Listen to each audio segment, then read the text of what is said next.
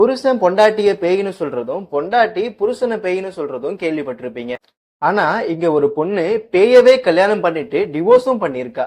Ireland நாட்டை சேர்ந்தவங்க தான் அமண்டா டிக். இவங்களுக்கு ஆல்ரெடி 5 குழந்தைகள் இருக்கு.